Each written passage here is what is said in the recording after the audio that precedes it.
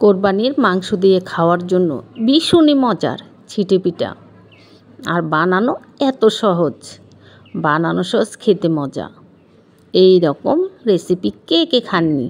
যারা খাননি ভিডিওটা দেখে আজই বানিয়ে ফেলুন, আর যারা খেয়েছেন তারা আবার বানিয়ে ফেলুন। জানেনই তো কত মজা। আসসালামু আলাইকুম, আমি সাথী, আপনারা দেখছেন সাথী কুকিং স্টুডিও। আমাদের আজকের রেসিপি ছিটে পিঠা। কোরবানির মাংস দিয়ে খাওয়ার জন্য ভীষণ মজা করে এই পিঠাটা বানাইছি। ভিডিওর প্রথম থেকে শেষ পর্যন্ত মনোযোগ সহকারে দেখে বানিয়ে ফেলুন। আশা করছি প্রত্যেক বন্ধুর ভিডিওটি ভালো লাগবেই।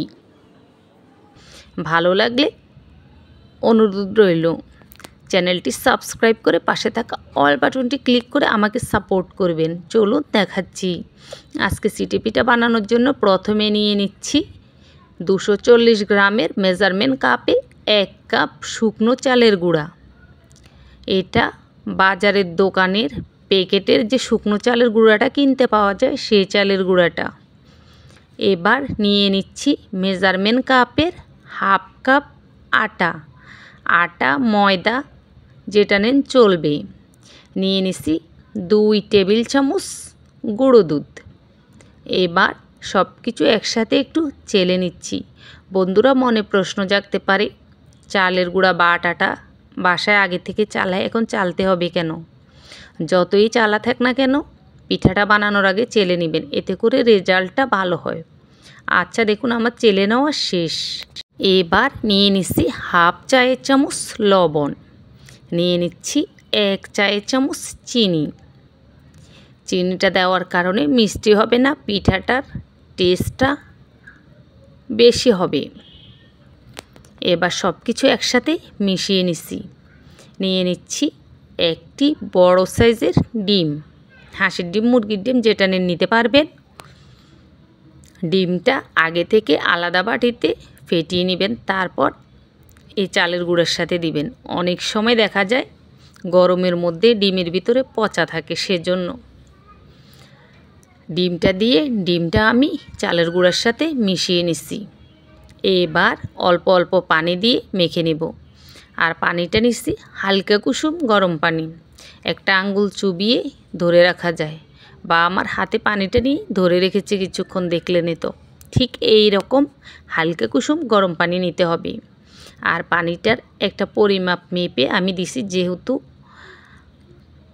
আপনাদের কাছে পিঠাটা বানাতে যেন ঝামেলা মনে না হয় সেজন্য। তো পানির পরিমাপটা একসাথে বলে দিব। তার আগে দেখুন অল্প অল্প করে পানি দিচ্ছি আর মাখছি। ভালোভাবে মাখতে হবে যাতে পুরো চালের গুঁড়া ও আটাটা ভালোভাবে ভেজে ভালোভাবে মেশে। তো ভালোভাবে আমি মেখে নিচ্ছি। দেখুন আমি মোট মেজারমেন্ট কাপে 1 কাপ পানি দিছি। যে কাপটা মেপে চালের গুঁড়া নিছি সে কাপটা মেপে আবারও বলে দিছি, যাতে আপনারা বুঝতে কোনো অসুবিধা না হয়। তো 1 কাপ পানি দিয়ে ভালোভাবে মেখে নিচ্ছি। এই যে দেখুন মাখার পরে এইরকম ঘন হয়েছে। এবার এইগুলো ঢাকনা দিয়ে ঢেকে ঘড়ি ধরে পাক্কা 10 মিনিট রেস্টে রেখে দেব। অবশ্যই এই রেস্টে রাখার কাজটা করবেন, এতে করে পিঠার রেজাল্টটা ভালো হবে। যেহেতু শুকনো চালের গুঁড়া অবশ্যই ভিজিয়ে রাখতে হবে এভাবে। তো দেখুন ঢাকনা দিয়ে ঢেকে 10 মিনিট রেস্টে রেখেছি। এরই মধ্যে যা হয়েছে তা হলো, যে শুকনো চালের গুঁড়াটা দিয়ে আমি এগুলো মেখেছি, শুকনো চালের গুঁড়াটা এই 10 মিনিটের মধ্যে ভেজা চালের গুঁড়াতে পরিণত হয়েছে। আর ভেজা চালের গুঁড়াতে পরিণত হওয়ার ফলে পিঠাটা অনেক বেশি সফট হবে, অনেক বেশি ভালো হবে। এবার যেটা করছি দেখুন, এটা খুবই ইম্পর্ট্যান্ট একটা টিপসটা হলো, এবার এই আটাটাকে কষলে ঘড়ি ধরে পাক্কা 5 মিনিট আমি মেখে নিচ্ছি। এই 5 মিনিট মেখে নেওয়ার কারণে আটার মধ্যে একটা আঠালো ভাব চলে আসছে, যার কারণেও পিঠাটা অনেক বেশি ভালো হবে। যেই পদ্ধতিতে আমি পিঠাটা বানাবো তার জন্য এই মেখে নেওয়াটা অনেক ইম্পর্ট্যান্ট। তারপরে আমি আবারও অল্প অল্প করে আরও হাফ কাপ পানি দিয়ে এগুলো মেখে নিচ্ছি। তারপরে এগুলোর ঘনত্ব হয়েছে এরকম। দেখুন আজকের এই পিঠার আটাটা মাখতে আমি মেজারমেন্ট কাপে 1 কাপ চালের গুঁড়া, হাফ কাপ আটা, মোট 1.5 কাপ নিচ্ছি। হালকা কুসুম গরম পানিও আমি পুরো 1.5 কাপ ব্যবহার করেছি। এবার পানিটা মাখার পরে আবারও ঢাকনা দিয়ে আমি 5 মিনিট রেখে দিছি রেস্টে। তারপর ঢাকনাটা সরিয়ে এবার এই চামচটা দিয়ে ভালোভাবে নেড়ে দিচ্ছি। দেখুন এইটা এখন পিঠা বানানোর জন্য একেবারে রেডি। তাহলে কতক্ষণ মোট রেস্টে রাখলাম? আগে 10 মিনিট, তারপরে এখন 5 মিনিট, 15 মিনিট রেস্টে রাখলাম। অবশ্যই এই রেস্টে রাখার চেষ্টা করবেন। এবার আমি একটা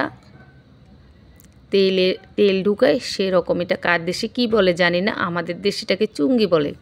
সেটা দিয়ে এই বোতলে নিয়ে নিছি কিছুটা আটা, আর একটা কাঁটা চামচ গরম করে বোতলের গায়ে আমি 3টা ছিদ্র করে নিছি, 3টা 6টা উপর নিচ করে। তারপর দেখলেন তো কীভাবে পিঠাটা দিলাম, এভাবে ঘুরিয়ে ঘুরিয়ে পিঠাটা দিবেন। দিয়ে কয়েক সেকেন্ড ও পিঠ, কয়েক সেকেন্ড ও পিঠ, এভাবে করে পিঠাটা ভেজে নিচ্ছি। একটা পিঠা 30 সেকেন্ড করে 60 সেকেন্ড, মোট 1 মিনিটে এই পিঠ ও পিঠ সুন্দরভাবে ভাজা হয়ে যায়।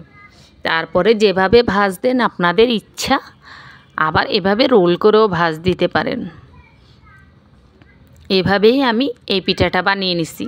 আরেকটা কথা বলতে ভুলে গেছি, পিঠাটা বানানোর আগে তাওয়ায় আমি কয়েক ফোঁটা তেল দিয়ে টিস্যু দিয়ে মুছে নিছিলাম। এভাবেই আমি একটি একটি করে সবগুলা পিঠা বানিয়ে এই প্লেটে নিয়ে নিচ্ছি। এই দেখুন কত সুন্দর হয়েছে।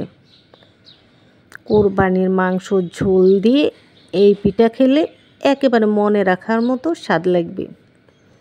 আশা করছি আজকের রেসিপিটা সকলের কাছে সহজ লেগেছে। আচ্ছা শুনুন, একবারে বেশি করে বানিয়ে আপনি চাইলে নর্মাল ফ্রিজে বক্স ভরে রেখে 2-3 দিন 4 দিনের মতো খেতে পারবেন। খাওয়ার আগে হালকা একটু গরম করে নেবেন, তাহলেই হবে।